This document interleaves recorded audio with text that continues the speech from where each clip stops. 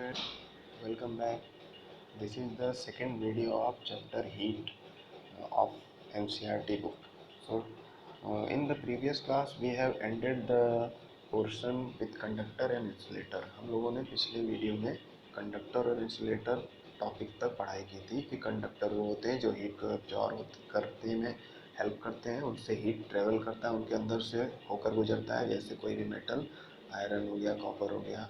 और इंसुलेटर वो होते हैं जिनसे हीट ट्रेवल नहीं होता है, यानी उनमें से हीट पास नहीं होता है, जैसे वुड, रबर, प्लास्टिक एक्सेट्रा। अब हम लोग इसके बारे में थोड़ा और डिटेल में एक्टिविटी के थ्रू समझेंगे। जैसा कि एक्टिविटी दिया हुआ है 4.8, इसमें दिया हुआ है कि कोई राउंड बॉटम फ्लास्क लेंगे, यानी कि घड़े के आकार का कांच का फ्लास्क, या फिर अगर वो नहीं है तो बीकर लेंगे, उसमें लगभग 75% पानी भर लेंगे, उसमें कुछ क्रिस्टल पोटेशियम परमैंगनेट के डाल देंगे और उसको एक स्टैंड पर रख देंगे। स्टैंड के नीचे से कैंडल जलाएंगे और कैंडल जलाने पर फिर उसको ऑब्जर्व करें कि क्या होता है। तो हम लोग कुछ समय बाद देखेंगे कि जैसे जैसे हीट ट्रांसफ़र हुआ कैंडल से उस बीकर या फ्लास्क के नीचे बॉटम में, तो वो सॉल्यूशन नीचे गर्म होगा, और गर्म होगा तो वो क्रिस्टल्स घुलने लगेंगे और घुल कर उनका मूवमेंट ऊपर की तरफ होगा।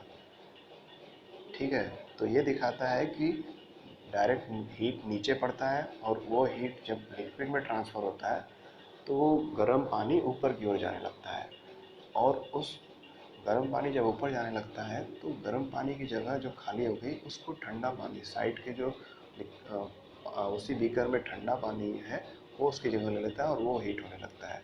तो ये प्रोसीजर लगातार चलता रहता है। जब भी हम लोग कोई बॉइलिंग प्रोसेस करते हैं, किसी भी चीज़ को गर्म करते हैं, लिक्विड को, जब तक कि सारा सॉल्यूशन गर्म ना हो जाए ये लगातार होता रहता है। नीचे के लेयर का पानी गर्म होता है, लिक्विड गर्म होता है, ऊपर चला जाता है, फिर उसकी जगह साइड वाले ठंडे पानी ले लेते हैं। ऐसा आप ऑब्जर्व भी किए होंगे, कभी हल्के गुनगुने पानी गर्म करते रहेंगे तो आप महसूस करेंगे ऊपर का ठंडा है पानी, जबकि थोड़ा सा उंगली नीचे करेंगे तो गर्म है। तो ये वही है। ठीक है, तो यहाँ पे हीट ट्रांसफ़र नीचे से ऊपर की तरफ वाटर के लेयर में होता रहता है, वो भी धीरे धीरे। जबकि सॉलिड में हम लोग करते हैं तो तुरंत हो जाता है, लेकिन लिक्विड में layer by layer heat transfer होता है। अब इसको बोलते क्या है, इसको देखा जाए तो इस प्रोसीजर को कन्वेक्शन नाम दिया गया है। ठीक है, तो पिछले क्लास में हम लोगों ने पढ़ा था कंडक्शन प्रोसेस। कंडक्शन का मतलब होता है transfer of heat through solid medium. एक सॉलिड मीडियम से दूसरे सॉलिड मीडियम में हीट का ट्रांसफ़र होता है। जैसे रॉड को गर्म किए तो एक एक एक पोर्शन से उसके दूसरे पोर्शन पे हीट ट्रांसफ़र हो गया, और उसको कंडक्शन बोलते हैं। यहाँ पे कन्वेक्शन, कन्वेक्शन यानी यहाँ पे सॉलिड मीडियम का यूज नहीं करेगा, लिक्विड से liquid he layer by layer heat transfer हो रहा है, तो उसको कन्वेक्शन बोलेंगे। अब ये कन्वेक्शन क्या लिक्विड में केवल होता है या एयर में भी, इसको भी हम लोग समझेंगे। तो जी हाँ, ये एयर में भी होता है, यानी कंडक्शन प्रोसेस केवल लिक्विड में होता है, लेकिन सॉरी, कंडक्शन प्रोसेस केवल सॉलिड मीडियम में होता है, जबकि कन्वेक्शन एयर और लिक्विड दोनों माध्यम में होता है। ये लेयर बाय लेयर हीट एक लेयर से दूसरे लेयर में ट्रांसफ़र होता है, इसलिए इसमें थोड़ा सा समय लगता है। इससे जैसा कि आप सुनते होंगे या देखे हुए होंगे, ऑब्जर्व किए होंगे कि जैसे ही सनलाइट पड़ता है तो सुबह सुबह आप ठंडा महसूस करते होंगे, लेकिन जैसे जैसे सनलाइट पड़ने लगता है और उसका लाइट का इंटेंसिटी बढ़ जाता है तो आपको गर्मी महसूस होता है, यानी वहाँ की हवा गर्म हो गई। ठीक है, तो हवा जैसे गर्म होती है वो ऊपर चली जाती है, फिर उसकी जगह ठंडी हवा लेती है। ठीक है, तो नीचे हमेशा आप हल्का सा ठंडा महसूस करेंगे और ऊपर की तरफ जाएंगे तो गर्म हवा। ठीक, तो जो चीज़ गर्म होने लगती है वो ऊपर चली जाती है, हल्की हो जाती है, और जो ठंडी रहती है वो नीचे आ जाती है। तो एयर और लिक्विड दोनों में ही एक कन्वेक्शन प्रोसेस होता है। इसको एक एक्टिविटी से करके देख सकते हैं, समझ सकते हैं कि कैंडल जलाएंगे और कैंडल के जस्ट ऊपर अपना हैंड रखेंगे, थोड़ा सा ऊपर, ताकि हाथ न जले आपका, और दूसरा हैंड अपना साइड में रखेंगे।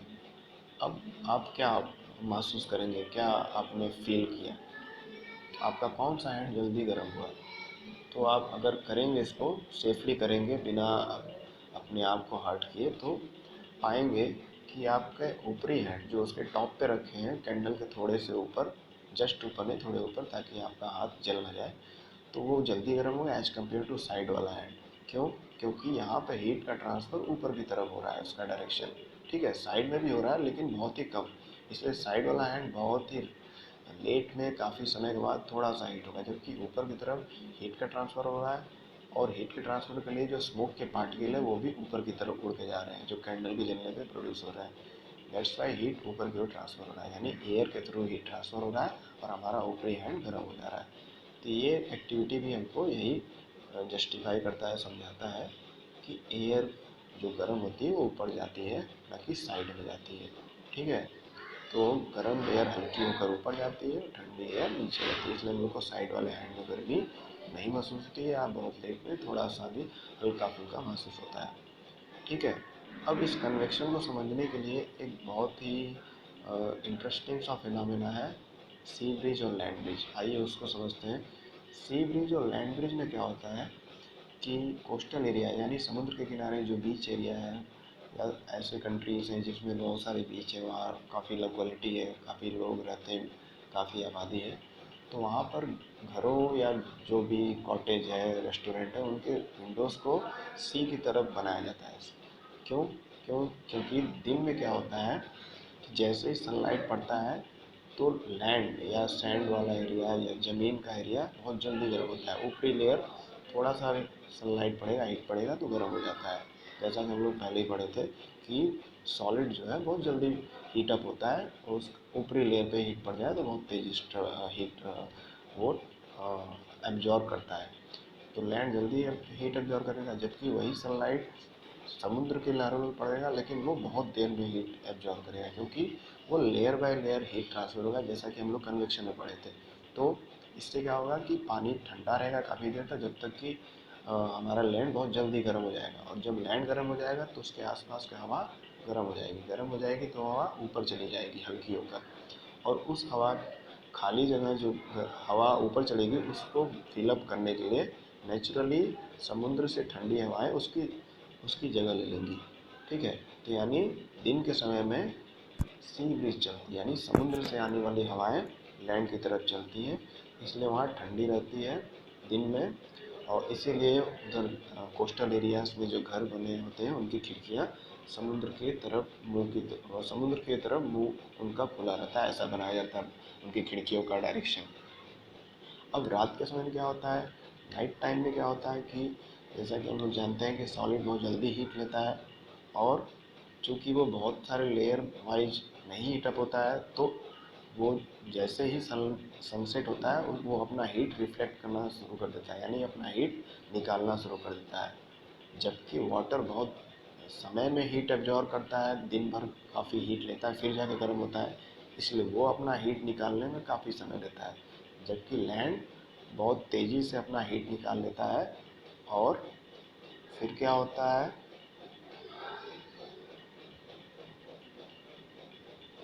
फिर हम लोग, और रात के समय में क्या होता है कि ज़मीन बहुत जल्दी से अपना गर्मी रिफ्लेक्ट करके हटा देती है और वो ठंडी हो जाती है। अब ये ठंडी हवा है भी यहाँ नीचे, जबकि समुद्र जो है अपनी गर्मी धीरे धीरे निकालता रहता है, यानी रात के समय में समुद्र गर्म एयर निकालता है, और गर्म एयर कहाँ जाता है, ऊपर। तो गर्म एयर ऊपर चले जाता है समुद्र के धीरे धीरे निकालते हुए, उस खाली जगह को फिल करने के लिए लैंड से हवाएं यानी ज़मीन से जो ठंडी हवाएं हैं वो समुद्र की तरफ चलती हैं। तो रात के समय में लैंड ब्रिज होता है, यानी हवाएं कहाँ से कहाँ फ्लो करती है, ठंडी हवाएं कहाँ से कहाँ फ्लो करती हैं, लैंड से सी की तरफ, और दिन में सी से लैंड की तरफ ठंडी हवाएं आती हैं। तो दिन में सी ब्रिज होता है और रात में लैंड ब्रिज, यानी सी टू लैंड ट्रेवल करती है ठंडी हवाएं दिन में, that is called sea breeze, और रात में लैंड टू सी ट्रेवल करती है ठंडी हवाएं, that is called land bridge. तो ये फिनोमेना एक बहुत ही बेहतरीन एग्जांपल है, जो कोस्टल एरिया में लोग रहते हैं वो इजीली इसको एक्सप्लेन कर सकते हैं, और बहुत ही अच्छा मौसम रहता है वहाँ पर। अब हम लोग हीट ट्रांसफ़र का तीसरा फिनोमेना या तीसरा मेथड समझेंगे। एक तो हो गया कंडक्शन, दूसरा कन्वेक्शन, जिसका एक बेहतरीन एग्जांपल था सी ब्रिज और लैंड ब्रिज। अब ये तीसरा है रेडिएशन। रेडिएशन यानी जैसे कि आप लोग हम सभी लोग सनलाइट महसूस करते हैं, उसको ऑब्जर्व करते हैं, उसके अंदर रहते हैं कभी काफ़ी दिनों तक। तो सनलाइट जो है हमारे बॉडी तक, हम तक एनर्जी या हीट ट्रांस लाता है, वो भी बिना किसी मीडियम के। चाहे कोई मीडियम रहे या ना रहे, उसका हीट हम तक पहुंच ही जाता है। तो जब हीट का ट्रांसफ़र बिना किसी मीडियम के, चाहे ना सॉलिड उसको चाह रहा है, ना लिक्विड, ना गैस, कोई भी मीडियम ना रहे, फिर भी कोई हीट जो है ट्रांसफ़र होता रहे बहुत सारे ऑब्जेक्ट तक, तो उसको हम लोग रेडिएशन मेथड बोलते हैं। तो सन का जो हीट जो आ रहा है हम तक, वो रेडिएशन मेथड के थ्रू आ रहा है, यानी उसमें किसी भी माध्यम, किसी भी मीडियम की आवश्यकता नहीं है, वो हीट आ जाएगा। इसका और एक छोटा सा एग्जांपल लेंगे कि अगर रूम हीटर रखा है रूम में, अगर उसको चालू कर दें, तो रूम हीटर चालू करेंगे तो हीट तो उसी में रहना चाहिए, लेकिन उसका हीट आप दूर बैठे आप तक पहुंच जाएगा। वो कैसे? अगर मान लीजिए पंखा बंद है, सब कुछ बंद है, तब भी वो हीट आप तक पहुंच ही जाएगा, क्योंकि हीट को ट्रांसफ़र करने के लिए किसी मीडियम की ज़रूरत नहीं है। इसका एक बेहतरीन एग्जांपल है, वो रेडिएशन के थ्रू भी पहुंच सकता है आपके पास। ठीक है।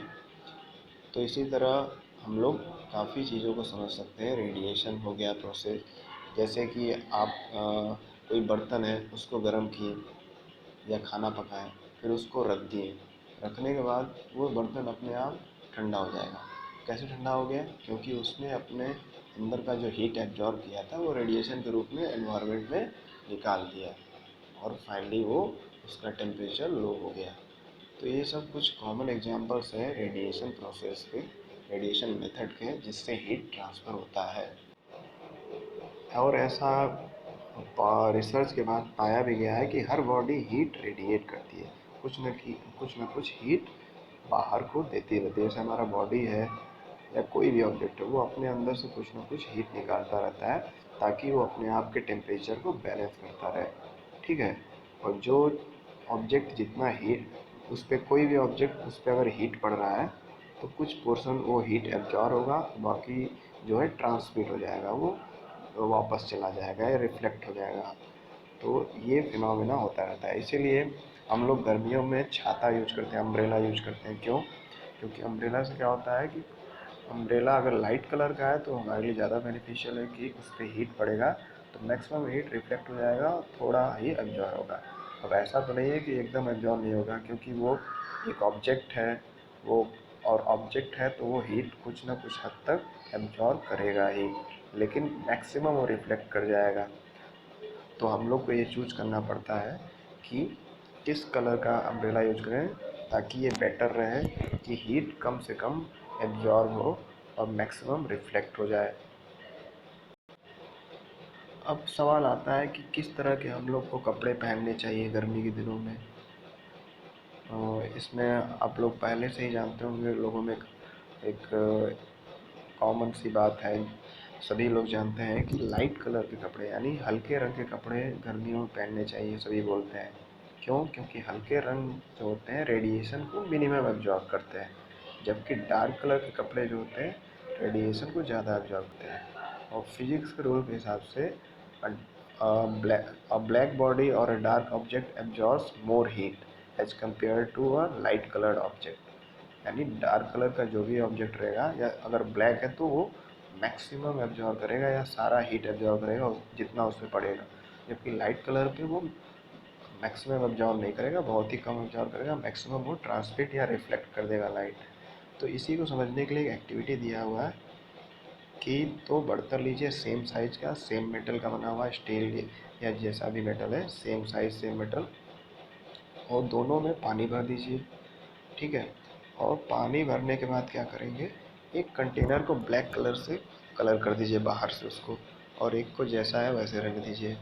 अब दोनों को हीट करिए, उसमें पानी है, दोनों बर्तनों को बारी बारी से या दोनों को एक साथ हीट करिए हल्की आंच पे, और फिर उसको टेम्परेचर को पता करिए थर्मामीटर से। तो आप पाएंगे कि एक सेम टाइम इंटरवल पे पानी का जो टेम्परेचर है, जो डार्क कलर हम लोग किए थे बर्तन को, उसमें ज़्यादा हो जाता है, वो जल्दी से टेम्परेचर उसका बढ़ जाता है पानी का। जबकि जिसमें वो बाहर पेंटिंग ब्लैक कलर की नहीं की, नॉर्मल जो इसका कलर है उसमें टेम्परेचर डाउन रहता है। ऐसा इसलिए होता है क्योंकि डार्क कलर जो है हीट को बहुत तेज़ी से एब्जॉर्व करता है। दैट्स वाई डार्क कलर का जो जिस पे पेंट किया गया बर्तन में, उस पानी का टेम्परेचर ज़्यादा होता है as compare to utensil without any dark painting on its outside. जैसा कि हम लोग सभी जानते हैं कि हम लोग गर्मियों में हीट से बचने के लिए बहुत सारे उपाय करते हैं। फ़ैन, एसी, कूलर, बहुत सारे साधन का उपयोग करते हैं, यूज करते हैं, ताकि हम लोग हीट से बच पाएँ। इलेक्ट्रिसिटी का इसमें बहुत बड़ा रोल है। और अगर हम लोग चाहते हैं कि हमारी बिल्डिंग समर सीजन में हीट से अफेक्टेड ना हो, हमारा बिल्डिंग का टेम्परेचर बढ़े ना और वो कंफर्टेबल रहे, तो आजकल कुछ हॉलो टाइप के ब्रिक्स आने लगे हैं, यानी खोखले ईंटें आने लगी हैं। खोखले ईंटें क्यों? खोखले ईंटें में एयर जब जाएगा तो एक स्पेस क्रिएट करेगा, और वो स्पेस इंसुलेशन का काम करेगा, यानी वो टेम्परेचर को बढ़ने नहीं देगा, क्योंकि एयर पुअर कंडक्टर है हीट का। ठीक है, तो एयर जब टेम्परेचर बढ़ने नहीं देगा तो रूम का टेम्परेचर जैसे का तैसा रहेगा। जबकि अगर हम लोग, जैसा कि मोस्टली एक सॉलिड रिजिड टाइप का ब्रिक यूज करते हैं, तो उसमें स्पेस होता नहीं है, तो हमारा जल्दी दीवार गर्म हो जाता है, रूम गर्म हो जाता है गर्मी में। लेकिन आजकल ये हॉलो ब्रिक्स का आ गया है कॉन्सेप्ट, जिससे क्या होता है उसमें एयर को घुसा रहता है, जो एक इंसुलेशन लेयर का काम करता है, जिससे क्या होता है कि वो टेम्परेचर को बढ़ने नहीं देता है, क्योंकि because air is a poor conductor of heat just like water. ठीक है, तो उस एक्टिविटी जो हम लोगों ने दो बर्तन को गर्म करके, इन दो बर्तनों को गर्म करके एक को बाहर से डार्क कलर पेंट किया था और एक को कलर नहीं किया था, तो इसमें हम लोगों ने पाया था कि डार्क कलर पेंटिंग वाला जल्दी गर्म हो जाता है और टेम्परेचर बढ़ जाता है, जबकि नॉर्मल कलर वाला, जो नॉर्मल उसका नेचुरल कलर है, वो उसका टेम्परेचर नहीं बढ़ता है। तो इससे हमको क्लियर इंडिकेशन मिलता है कि हीट जो है जल्दी एब्जॉर्ब होता है डार्क कलर के ऑब्जेक्ट में या कपड़ों में। इसलिए हम लोग को गर्मी के सीज़न में डार्क कलर के कपड़े ना पहन करके लाइट कलर के कपड़े पहनने चाहिए, जिससे हमारे बॉडी में हीट जो सन से मिल रहा है या अदर्स एयर के थ्रू या कन्वेक्शन या कंडक्शन यानी या रेडिएशन के थ्रू आ रहा है हमारे पे, वो कम ऑब्जर्व हो और हम लोग डिस्कम्फर्ट ना महसूस करें। इसलिए हमेशा लाइट कलर के कपड़े पहनने चाहिए, ताकि हम लोग कंफर्टेबल रहें और हमको ज़्यादा हीट ना लगे और हम हीट स्ट्रोक से बचें, यानी गर्मी लगने से बचें, क्योंकि गर्मी लगना काफ़ी हानिकारक होता है। हाँ, विंटर सीजन में जैसा कि हम लोग सभी वुलन क्लॉथ पहनते हैं, जिससे हम अपने आप को ठंडी से बचा सकें। तो क्या होता है कि वुलन क्लॉथ पहनते हैं तो जो भी वुलन क्लॉथ में स्पेसेस होते हैं, थोड़े थोड़े जगह होते हैं, उसमें हवा एयर स्पेस ले लेती है, क्योंकि हवा तो हर जगह है। और और एयर क्या है, पुअर कंडक्टर ऑफ हीट है, तो वो उन खाली जगहों में भर जाती है और हमारे हीट को बाहर ट्रांसफ़र होने से रोकती है। तो हमारे बॉडी का हीट जो है उस वुलन क्लॉथ और उस एयर की वजह से अंदर ही रह जाता है और हम लोग ठंडी से बच जाते हैं। ठीक है, तो इस तरह से सही टाइम, सही सीज़न में सही तरह के कपड़े पहनना ज़रूरी है। और अगर एक क्वेश्चन दिया आपके एक्सरसाइज इसमें कि अगर आपको एक कंबल दिया जाए ओढ़ने के लिए, या दो पतले चादर दिए जाएं, दो पतले ब्लैंकेट दिए जाएं कंबल, या एक मोटा कंबल दिया जाए, तो आप किसको यूज करेंगे ओढ़ने में, और कौन ज़्यादा सेफ रहेगा, आपको ठंडी से बचाएगा? तो आपका आंसर क्या होगा? इसका आंसर सिंपल सा, बहुत इजी सा है कि अगर हम लोग एक सिंगल कंबल यूज करेंगे तो उसमें हमको ठंडी ज़्यादा लगेगी, क्योंकि वहाँ पे एयर का सिंगल लेयर रहेगा और वो एयर के बाद ओपन स्पेस रहेगा, तो हमारा हीट जो है कन्वेक्शन के थ्रू थोड़ा सा बाहर ट्रांसफ़र होगा, तो हमको ठंडी लग सकती है। लेकिन जब दो चादर हम लोग ओढ़ेंगे, एक चादर ओढ़ लिए तो वहाँ पे एक स्पेस बनेगा और वहाँ पे एक एयर का लेयर बनेगा, वो हमारे अंदर के हीट को बाहर जाने से रोकेगा। फिर उसके ऊपर एक और चादर को कवर कर लिए हम लोग, तो यानी डबल लेयर हो गया। तो हमारे जो दोनों कंबलों के दो थिन पतले कंबल है उनके बीच में एयर का जो स्पेस बना है वो एक पुअर कंडक्टर की तरह काम करेगा और हमारे बॉडी के हीट को बाहर जाने से रोकेगा। तो हम लोग उसमें ज़्यादा कंफर्टेबल महसूस करेंगे और ठंडी से ईजिली हम लोग बच पाएंगे। तो दैट्स वाई दो पतले कंबल ओढ़ना ज़्यादा कंफर्टेबल और बेनिफिशियल रहेगा सर्दियों में as compare to single blanket. तो बच्चों इस तरह से चैप्टर 4 हीट यहाँ पे एंड होता है। अगर आपको कोई डाउट्स हो तो मुझसे ज़रूर पूछ लें। Okay, bye bye.